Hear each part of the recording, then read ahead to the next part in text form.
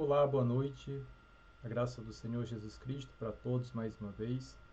Sejam todos bem-vindos à Igreja Cristã Pentecostal, embora aqui virtualmente, mas estamos aqui para a transmissão de mais um estudo bíblico. Noite de quinta-feira é noite de aprendizado em todas as igrejas do Ministério Pentecostal em ação. Como nós estamos em isolamento social, nós precisamos manter o nosso contato e também a transmissão do conhecimento da palavra de Deus que o Senhor confiou a todos nós. Eu quero, neste momento, orar com você que está assistindo este vídeo e já pedir que você também pegue a sua Bíblia, providencie aí para você marcar seus versículos, de repente papel e caneta para fazer suas anotações. Nós vamos, nesta noite, refletir um pouco sobre a nossa missão enquanto discípulos e a continuidade da tarefa que o Senhor confiou, não só aos seus discípulos daquela época do primeiro século, mas a todos nós hoje também que somos sucessores daquela missão como discípulos. Amém? Então ore comigo neste instante. Deus Todo-Poderoso e Santo, eu te agradeço pela tua misericórdia, graça e bênção e peço que o Senhor, nesta noite, Deus, ensine a sua igreja. Capacite seus servos e servas para que tenham, meu Deus, o temor e o tremor para andar diante de ti com fé, fidelidade e obediência, em nome de Jesus. Amém? Glória a Deus. Vamos então ao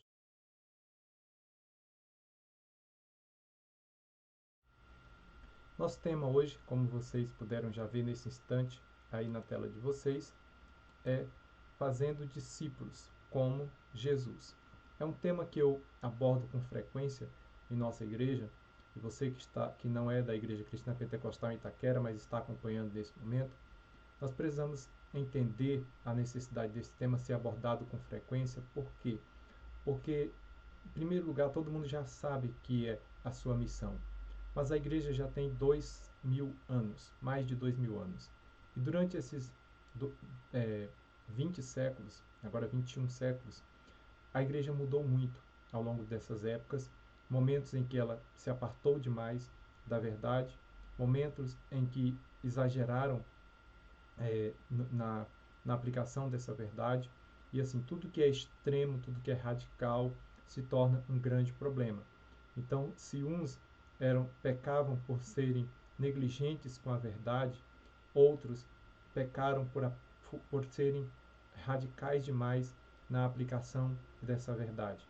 E nós precisamos manter esta verdade a cada dia precisamos estar mais focados nesta verdade para que ela para que nós não nos afastemos dela e não venhamos perder a nossa vocação, nosso chamado, o sentido dessa vocação e desse chamado. Então, é por isso que nós precisamos nos debruçar sobre este tema com muita frequência, né, que é o tema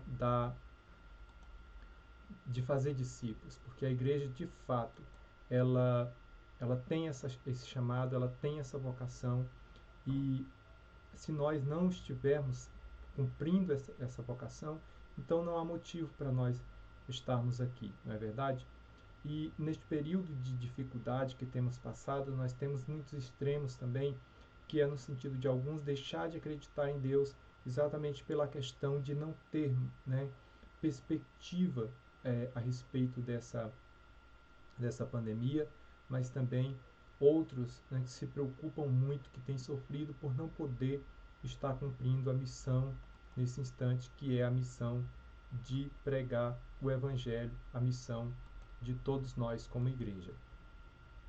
Em Mateus 28, nós temos aqui esse texto lindo, né, que eu particularmente me maravilho muito vendo esse texto, que é a grande comissão, o envio, né, dos discípulos da igreja, no seu chamado. E aqui ele diz, chegando-se Jesus, falou, né? Falou-lhes dizendo, e dizendo que, quando nós acompanhamos aqui, é-me dado todo o poder no céu e na terra. Portanto, ide, fazei discípulos de todas as nações, batizando-as em nome do Pai, do Filho e do Espírito Santo, ensinando-os a guardar todas as coisas que eu vos tenho mandado, e eis que estou convosco todos os dias até a consumação dos séculos. Amém. Então aqui nós já podemos ver, Igreja de Cristo, que esse texto, apesar de ser tão conhecido por todos nós, é um texto que é muitas vezes negligenciado, porque às vezes a igreja como um todo não tem o entendimento do seu chamado, da sua vocação, e espera que outros façam. Quem são esses outros? É o pastor, é o diácono, é o evangelista, aquelas pessoas que têm título. E pregar o evangelho, falar do amor de Deus, não requer títulos, não requer uma carta formal.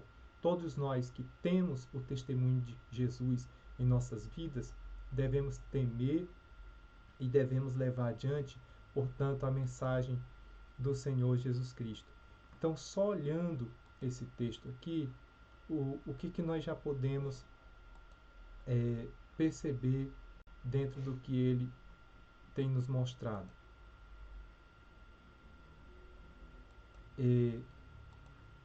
No versículo 19, ele diz ide, né? Quando eu olho para isso aqui, requer uma ação minha. Porém, ele diz mais, fazei discípulos. Então, eu não somente preciso de uma ação, de me mover de onde eu estou e ir a algum lugar, como eu tenho uma missão ao ir a este lugar. Qual que é a missão? É fazer discípulos. O que é o discípulo? O discípulo é aquele que segue, é aquele que aprende e segue os passos de um mestre. No meu caso, não sou eu, né? Eu aprendi do Senhor e ele me tornou um discípulo, e agora eu tenho a missão de fazer com que outras pessoas aprendam dele e venham a se tornar discípulos também, que aprendam aos seus pés. Uma vez que essas pessoas se tornam discípulos, tem mais um pouquinho. Ele diz batizando-os. Aqui entra o papel fundamental da igreja, do pastor, da liderança. Agora sim, aqui é um trabalho que requer mais, exige mais da liderança, que é batizar, né? Então, mas o ir, o fazer discípulo, é todo mundo. E onde é que eu tenho que fazer isso? Aqui ele diz que é de todas as nações. Então, eu preciso fazer discípulo de todas as nações. Essas pessoas devem ser batizadas e, portanto, seguindo adiante, ensinando-os a guardar todas as coisas que eu os tenho mandado. Aleluia! Então, é um processo de formação que a igreja tem em mãos. Então, você, meu irmão, minha irmã, pode ir dar testemunho do trabalho de Deus, do trabalhar de Deus na sua vida, e uma vez que isso acontece, essas pessoas vão ser batizadas, né, se tornando discípulos de Jesus, e vão continuar aprendendo cada vez mais, como diz o nosso texto aqui, a respeito de todas as coisas que o Senhor tem nos ensinado. Aqui, então, eu tenho o quê? O exemplo do mestre. Porque para eu fazer discípulos, eu não posso fazer discípulo para mim. Se nós olharmos ao longo da história, foi nisso que as pessoas, que os líderes pecaram, porque eles faziam discípulos muitas vezes de si mesmo. É muito comum hoje você ainda ver muitos segmentos dentro do cristianismo, muitas seitas, né, que se dizem cristãs, fazendo discípulos de si mesmo, de ensinamentos errados, mas não somente disso, fazendo discípulos dos próprios líderes. As pessoas estão prontas a morrer por seus líderes, e isso é que os torna hereges. Para mim, para eu fazer discípulo correto, eu preciso seguir o exemplo do Senhor Jesus Cristo. E é sobre estes exemplos que eu quero falar hoje com vocês aqui neste encontro. Então eu tenho aqui o que? Jesus deu a vida eterna aos seus discípulos. Eu vou refletir com vocês aqui em João 17, como diz esse slide, porque é esse texto que nos mostra, né, de uma maneira melhor, aqui em João 17, o que foi que Jesus fez. Ele tem aí, esse texto é uma oração dele ao Pai, conversando com o Pai a respeito do trabalho dele, e é uma oração dele pelos discípulos que ficam aqui na terra. E aí eu quero começar já lendo nesse primeiro tópico. Ele diz o quê? Jesus deu a vida eterna aos seus discípulos. Isso aqui eu não posso fazer, né? Você não pode fazer. Mas nós podemos ajudar as pessoas a ter essa vida eterna.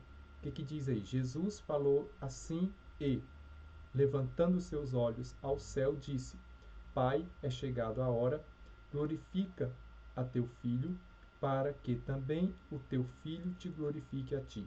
Assim como lhe deste poder sobre toda a carne, para que dê a vida eterna a todos quanto lhe deste, e a vida eterna é esta, que te conheçam a ti só, por único Deus verdadeiro, e Jesus Cristo, a quem enviaste. Aleluia. Então, olhando esse texto aqui, você já tem uma ideia de quem de fato é Jesus. E claro, você sendo crente, já sendo discípulo, já tendo sido batizado, já tendo sido ensinado, é óbvio que você tem convicção destas verdades. Mas o que é muito incrível aqui é que você não pode fazer isso, eu não posso fazer isso pelas pessoas, de dar a vida por elas. Mas eu posso me alegrar, celebrar e desfrutar por ter esta vida eterna. E compartilhar esta vida eterna com outras pessoas. Então eu não tenho poder de dar por mim mesmo e garantir às pessoas, como determinados líderes católicos, por exemplo, já fizeram ao longo da história, que foi vender a salvação, né? as tais das indulgências. A pessoa pagava um valor e ela saía do purgatório e ia para o céu, né? Purgatório é um lugar que sequer existe. Então, isso eu não posso fazer. Mas eu posso fazer com que as pessoas saibam que a vida eterna existe. Muita gente não sabe disso.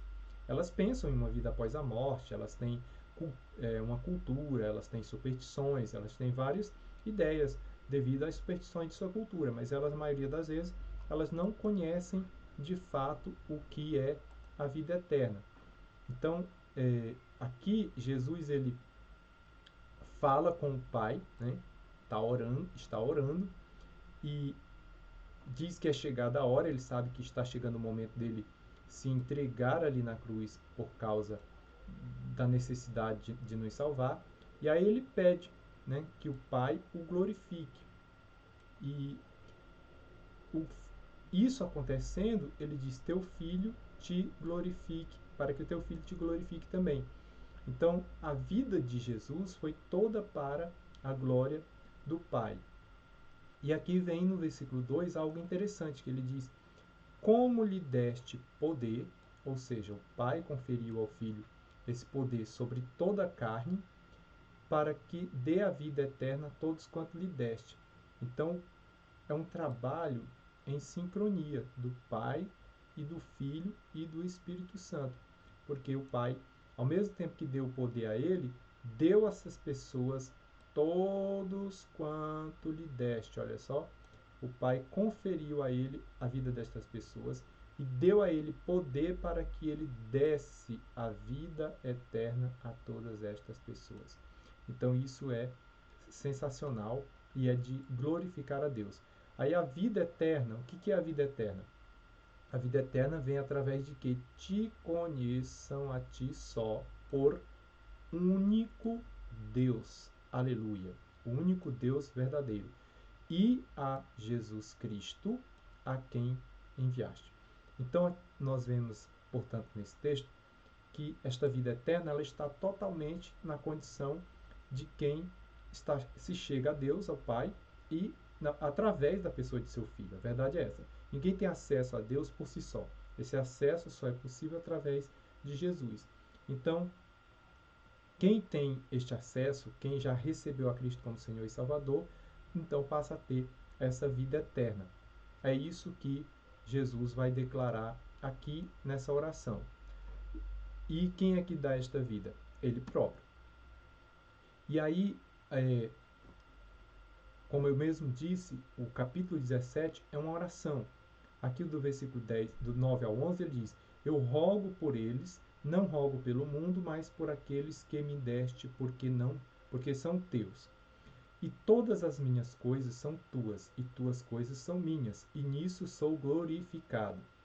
E eu já não estou mais no mundo, mas eles estão no mundo, e eu vou para ti, por Pai Santo, guarda em teu nome aqueles que me deste, para que sejam um assim como nós. Aleluia. Então aqui, se no slide anterior, Jesus deu a vida eterna aos seus discípulos, eu, na condição de discípulo, não posso dar essa vida eterna, mas posso fazer com que as pessoas saibam que ela existe. E Jesus vai dar esta vida eterna a estas pessoas também. Amém? Glória a Deus. Chegando então no tópico 2, o que eu tenho aqui? Ele diz que Jesus orou pelos seus discípulos. Mas não é só isto, não é só orar. É uma declaração com muitos detalhes importante aqui.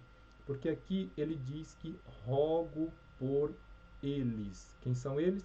São os discípulos. E aí ele diz que não rogo pelo mundo. Né? Ele não está orando pelo mundo para que o mundo mude, né? No sentido de secularismo. Mas por aquele que me deste, porque são teus. Então, Jesus não ora pelo mundo na sua perdição, mas Jesus ora por aqueles que o Pai lhe deu, porque todos eles são do próprio Pai. E o Pai dá ao Filho para que o Filho os resgate, e aí continua sendo do Filho, e sendo do Pai, e sendo do Espírito Santo. Aleluia. O que esse versículo 9 está dizendo para mim aqui? É o seguinte, olha, você é discípulo, você foi salvo, mas tem uma coisa importante. Para você fazer mais discípulos, como Jesus fez, você precisa de quê? Você precisa orar por essas pessoas. Então, se eu tenho pessoas que eu estou evangelizando, pessoas que eu estou discipulando, eu preciso orar por estas pessoas. Não orar conforme o mundo, não orar pelo mundo em si, mas por estas almas que Jesus comprou com seu próprio sangue, que o Pai lhe conferiu. Aí é que ele confere isso, né? Todas as minhas coisas são tuas, ou seja, o que é do Pai e do Filho, e o que é do Filho. Aí aqui, ó, e tuas coisas são minhas, ou seja, o que é do Pai também é do Filho, e é nisso que eles são glorificados.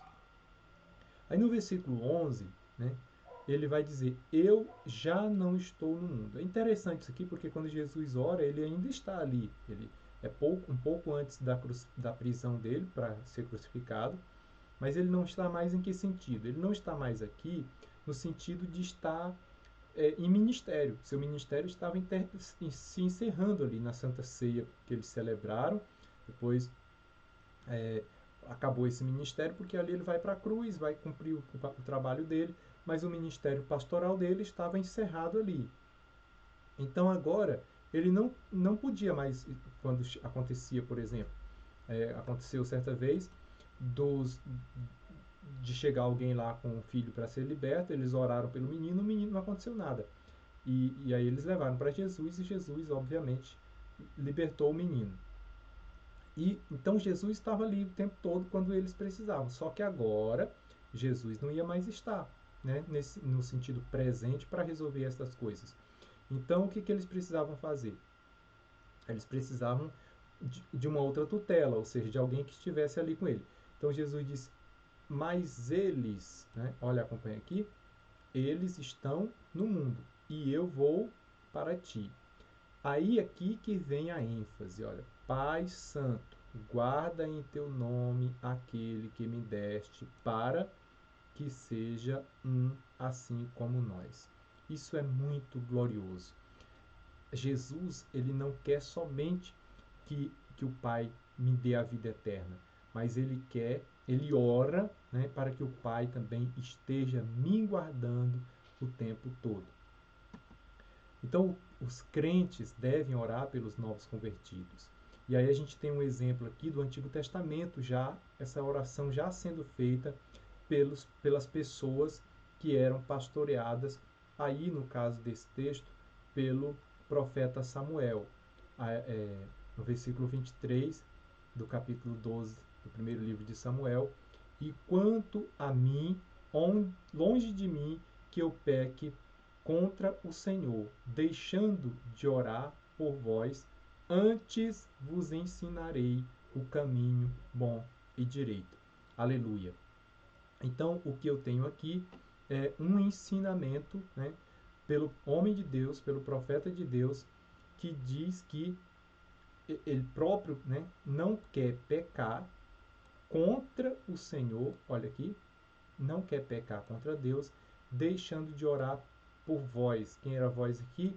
O povo que ele cuidava, o povo para quem ele profetizava, o povo de Israel. Então, quando nós evangelizamos, quando nós consolidamos, quando nós instruímos as pessoas, nós precisamos ter sempre isso em mente. Nós estamos lidando com pessoas que precisam ser salvas e não serão salvas por nós, serão salvas por Jesus, e nós devemos então assumir esse compromisso de orar por elas.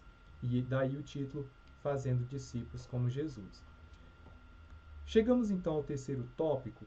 O que nós temos aqui? Jesus uniu seus discípulos, e isso aqui é uma questão delicada, não é mesmo, igreja? Por quê? Porque muitas pessoas hoje falam de unidade, falam de união, quando elas querem ser bem tratadas. Mas quando chega a hora delas tratarem bem, aí elas já se esquivam.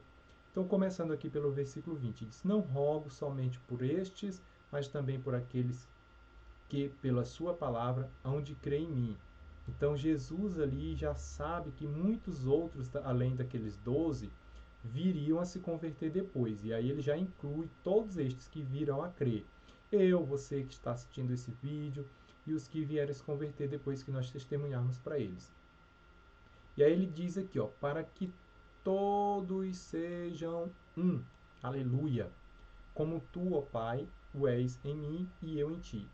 Que também eles sejam um em nós. Então o desejo de Jesus é que eu e toda a igreja, todos sejamos unidos em Cristo e no próprio Pai, para que o mundo creia que tu me enviaste. Eu acho interessante essa colocação, porque ele está exatamente declarando que a igreja unida é a igreja que o mundo reconhece como sendo enviado de Deus. Então, quando há uma eficiência na unidade, na união, na comunhão, uma perfeição, uma plenitude, né, na vida dessas pessoas, logo há um bom testemunho também.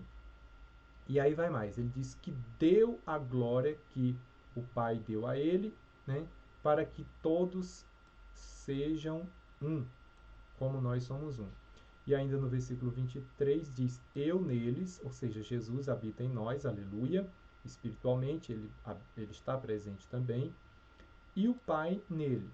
Aqui a gente entende o seguinte: se o Pai está em Jesus e Jesus está em nós, então, obviamente, o Pai também está em nós, ou pelo menos podemos entender que ele age em nossas vidas também.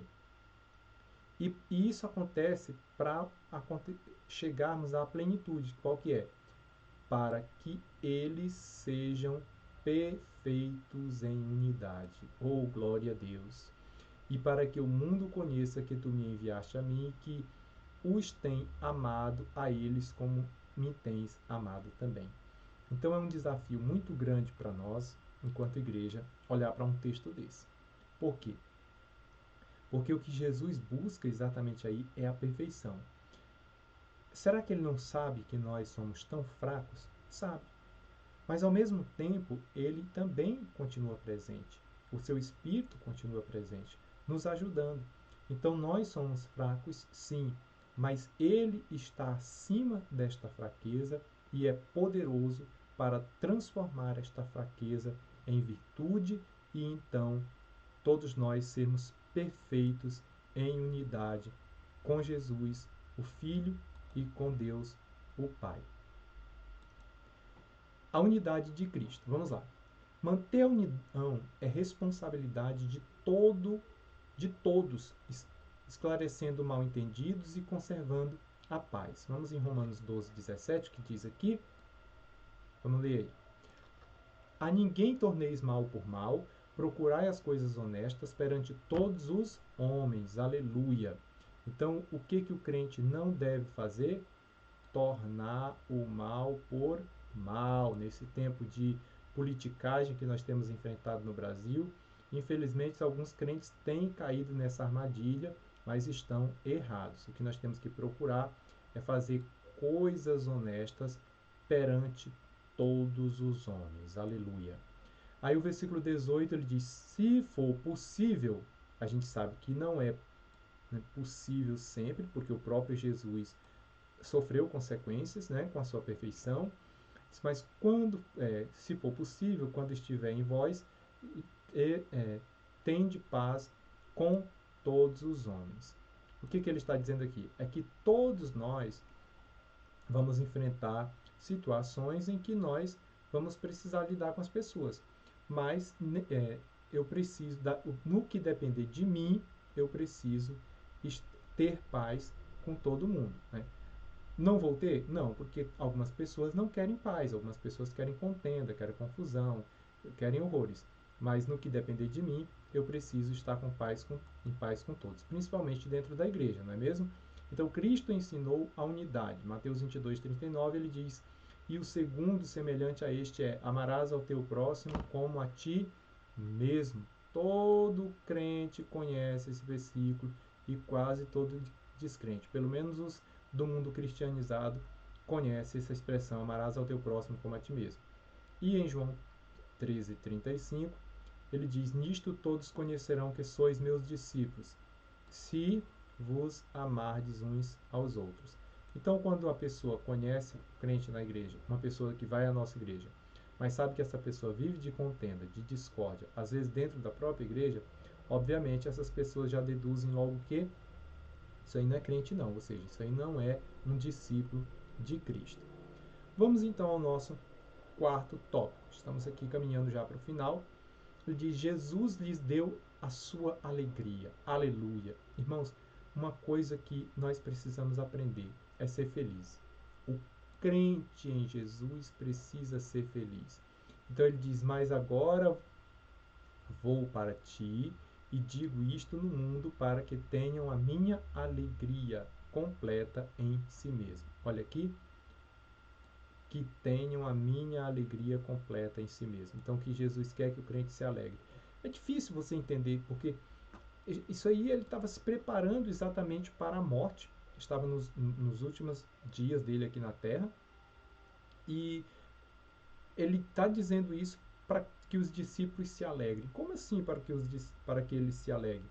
É porque eles, quando se trata de morte, a gente tem muita dúvida, a gente tem muito medo, a gente faz muitas perguntas, mas aí Jesus tinha convicção de que, esclarecendo isso, os discípulos iam entender que eles não iam perdê-lo, ele não ia simplesmente desaparecer, deixar de existir. Ele apenas ia voltar para o Pai, de onde ele veio e para onde queria nos levar. Então, voltando aqui ao versículo, agora no próximo versículo, Efésios 1, 3, diz: bendito Deus e Pai de nosso Senhor Jesus Cristo, o qual nos abençoou em todas as bênçãos espirituais nos lugares celestiais. Então, isso é motivo para o crente celebrar, se alegrar e ser feliz, porque é o que ele quer para todos nós. Amém? Vamos então ao quinto tópico, quando ele diz: Jesus se santificou a favor deles. É uma outra coisa que nós, quando formos fazer discípulo, precisamos aprender. Então, versículo 17 e 19. Olha aí. Santifica-os na tua palavra. Olha que coisa interessante. Santificar, todo mundo sabe que é separar, né?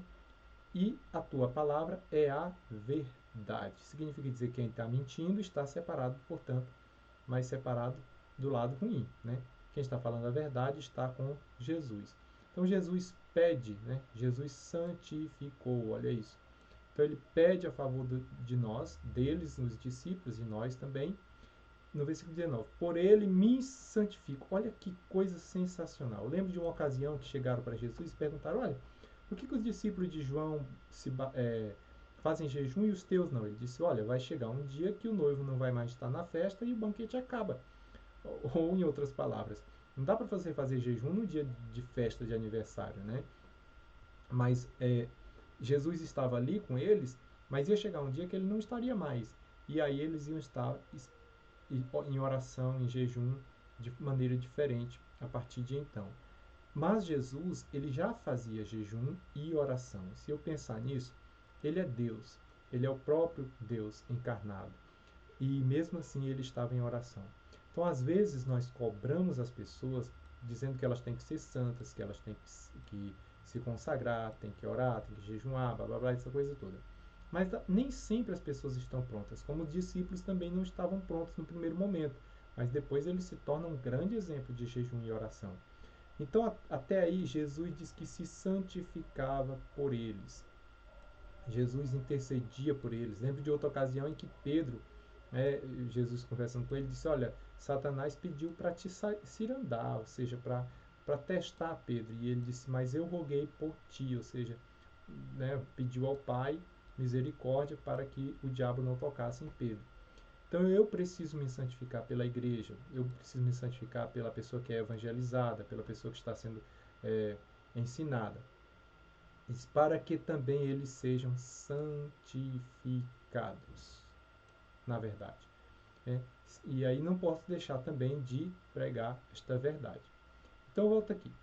Jesus foi um exemplo para os seus discípulos. E Paulo declarou o quê? Também todo crente conhece essa expressão. Sede meus imitadores, como eu sou de Cristo. Então, naquilo que Paulo acertava comparando-se com Cristo, ele queria que as pessoas também fizessem. Naquilo que ele errava, aí ele não queria que as pessoas fizessem, porque obviamente não tinha nada a ver com Cristo. Então, eu, como crente, preciso me santificar pelos novos na fé, orar, interceder, ensinar. E chegamos então ao nosso último tópico. Ele nos ensinou, ele nos enviou ao mundo. Olha que coisa interessante aqui. Nos enviou ao mundo. João 17:16. Não são do mundo, como eu do mundo não sou. Isso aqui é uma constatação de que hoje muitos crentes não podem pronunciar essa palavra. Quer dizer, muitas pessoas que vão à igreja, né, que na verdade não creem para valer, porque agem como se fossem do mundo. Jesus disse que não é do mundo e como nós também não somos do mundo. Versículo 18, assim como tu me enviaste ao mundo, também eu os enviei ao mundo. Aqui entra uma questão fundamental que nós, como crentes, precisamos, meus queridos, tomar decisão e responsabilidade. Nós fomos enviados ao mundo a partir do momento que nós aprendemos a palavra de Deus. Então Jesus teve todo o trabalho ali com seus discípulos de ensinar, de instruir, de exortar, preparar para tudo. Mas chegou um momento que ele disse, agora chegou a hora de vocês irem ao mundo. Da mesma maneira que o Pai, olha só o versículo 18, tu me enviaste, ou seja, o Pai enviou Jesus e também eu os enviei ao mundo. Então o crente é para ir ao mundo, mas não é para se tornar igual ao mundo não, porque do mundo você já veio para ser santificado. Para que é, né? Isso aqui, o mundo não te conheceu, mas eu te conheci e estes conhecem que tu me enviaste. Olha, será que conhece mesmo? Será que os discípulos de hoje em dia, os crentes de hoje em dia conhecem que Jesus foi enviado pelo Pai e realmente está aí para tudo? Então nós precisamos ter esse entendimento. Deus enviou seu Filho ao mundo, ele veio, preparou os discípulos e enviou esses discípulos. Então, todo mundo que chega na igreja, que se converte, que é batizado, que se torna um discípulo, um membro efetivo da igreja, deve ser também enviado ao mundo para pregar o evangelho. Então, eu pergunto a você, você já foi enviado, já foi enviada? Você já se sente com esta missão? Se você ainda não sente, é hora de você se sentir e fazer parte desta missão que Deus quer que você faça parte. Então, chegando aqui, nós temos a título de conclusão o seguinte, versículo 24. Pai, aqueles que me deste, quero que onde eu estiver, também eles estejam comigo, para que vejam a minha glória que me deste, porque tu me amaste antes da fundação do mundo. Aleluia.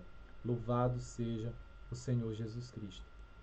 Então, o que Jesus quer aqui, meus irmãos e irmãs, é que eu esteja com Ele, é que você esteja com Ele.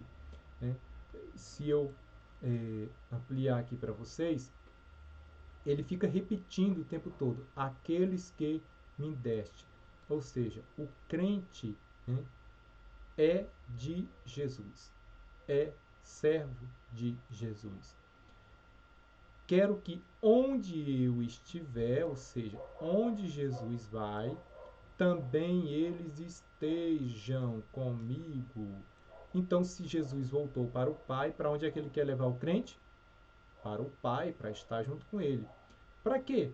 Para que vejam a minha glória que tu me deste, ou seja, para glorificar a Jesus. Então, o que o crente está fazendo aqui na terra é pregando o evangelho para que mais discípulos sejam feitos e todos juntos um dia nos encontraremos no céu juntamente com ele para glorificá-lo. Amém? Então a maior alegria, olha aqui, a maior alegria para Jesus é saber que os seus discípulos irão para o céu morar com ele. Esse deve ser também o nosso alvo, conduzir vidas ao céu. Então, é assim que nós devemos agir. Né? É por isso o nosso título, Fazendo Discípulos como Jesus. Por quê? Porque nós vamos não somente levar muitas pessoas à presença do Pai, mas também estar com Ele na presença do Pai. Então, a cada dia, meus irmãos, é isso que nós temos que ter em mente todos os dias da nossa missão. Então, eu quero convidar você para orar comigo agora, pedindo coragem. Você tem coragem de pregar a palavra de Deus? Você tem coragem de anunciar o Evangelho de Jesus? Você tem feito, né, a missão como deve ser feita?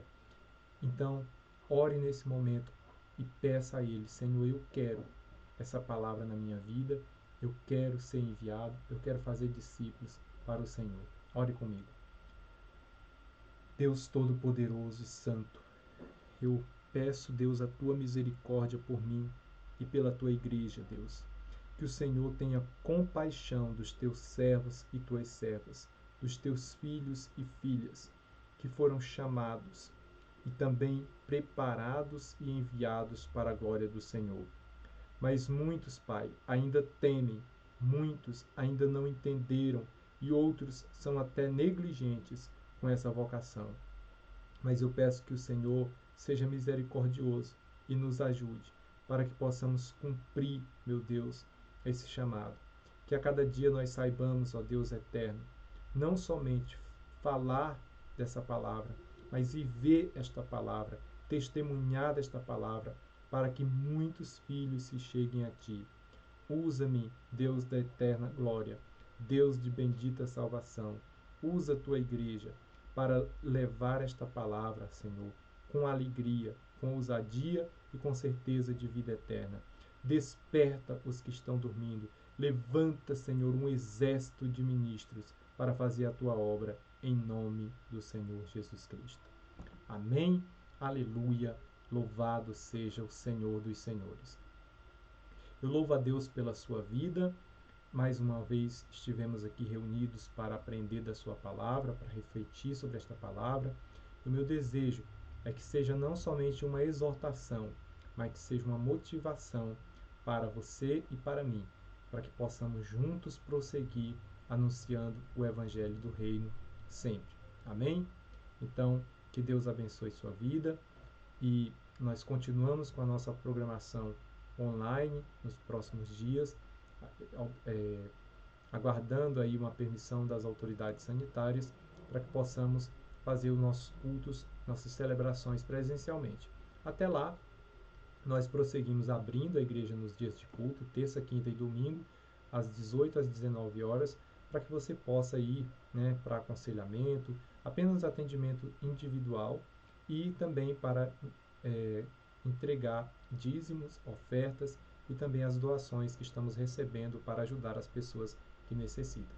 Então, um grande abraço a todos, que o Senhor abençoe ricamente e a graça do Senhor Jesus.